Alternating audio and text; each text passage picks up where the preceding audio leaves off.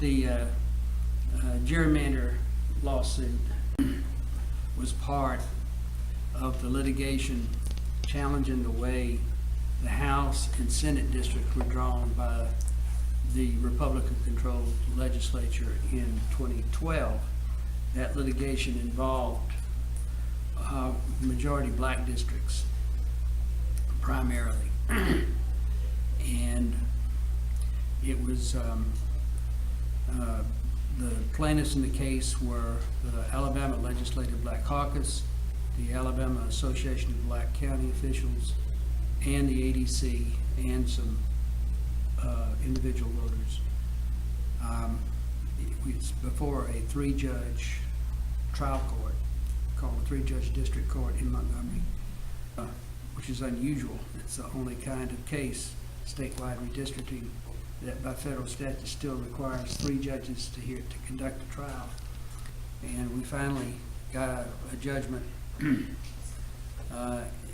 declaring at least 12 of the majority black districts in Alabama unconstitutional in January of this year. The remedy, as required by the Supreme Court, was to give the legislature a chance to correct the constitutional problems in the district lines. And that's what the regular session of the legislature this year was mainly about, with the members of the Legislative Black Caucus negotiating with the leadership and the redistricting committee chairs, trying to get a deal. And thankfully, with some help from other decisions by the Supreme Court, we put them in a position where they understood they had to redraw all of 36 of the majority black districts in Alabama. And in the end, the caucus members were sufficiently satisfied with the changes that were made in the majority black districts. We raised what we call the Jefferson County gerrymander in our objection. You have to understand that we don't really have a county legislature. Our county commission does not have legislative power. It can fix roads, it can fix bridges, it can do a lot of other things that the legislature lets it do, but it can't raise taxes. It can't legislate about things like minimum wage, what the city of Birmingham was able to do. And so the legislature of every county in the state is its local legislative delegation. What does that mean? That means every member of the House of Representatives, every member of the Senate who has even part of his or her district coming into your county is on your local delegation and has an equal voice in all the matters that come before it. That's a big problem in Jefferson County. Jefferson County's population at 650 some odd thousand requires to satisfy one person, one vote. Only 14 House districts and 5 Senate districts. But the 2012 plan that the legislature drew has had 18 House districts and 8 Senate districts. And those extra districts were white districts that poke into Jefferson County so that supply a white majority on both the House and the Senate local delegations. It became 10 white districts and 8 black districts. Now, the legislature in negotiations this year, and after the courts told them to redraw, did take out one white Senate district out of Jefferson County and one white House district out of Jefferson County. That left 7 Senate districts, 4 of which are white. One thing for sure, if the citizens of Jefferson County had control of their local delegation, if they were the only ones voting for their local delegation, that local delegation would have reenacted that occupational tax, and Jefferson County would not have gone into bankruptcy. So it matters. All the problems you were concerned about, raising rates here and there and everything, that wouldn't have solved the sewer problem, but it would have solved the bankruptcy problem. And that's just one minor way it matters. We told the federal court when we objected a few months ago to the Jefferson County gerrymander, that there are at least two white districts, one of which could be taken out, and in a one white Senate district that could be taken out, where the incumbents don't even live in Jefferson County anyway. They live in Winston, they live in Shelby, Walker, thank you. Yeah. We at least argued that they could take either HD 16 or HD 8 or 14 out, and out of a total population of some 45,000, only 5,000 of those HD 14 voters live in Jefferson County. But that representative still has an equal vote in the House delegation. Is that right, Representative Rogers? That's right. Has the equal vote. You get everything. Our map drawer, the Black Caucus map drawer, had shown how you could just take that 5,000 out. There were several ways to take them out and make all the surrounding districts better, restore county boundaries, at least 3 or 4 counties.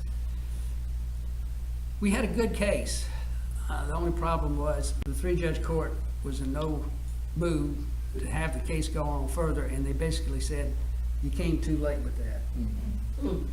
And they threw it out on procedural grounds. And the good news of that is that it never reached the merits. Because if this 3-judge court had reached the merits, I'm pretty sure the 2-judge Republicans on it, the majority, would have ruled against us. Judge Thompson probably would have dissented. But by not reaching the merits, we have the issue left over for what happens after the 2020 census comes out. And I promise you that'll be high on our list when the legislature starts drawing districts again in 2021. 2021 is when all this has to happen, because all of the Alabama legislature is up in 2022. Of course, all of the congressional districts are up in 2022, as well as the governor and the other state offices. State Board of Education is all up in 2020. So all these districts have to be redrawn in time for the 2022 elections. It's expensive. You're going to have to.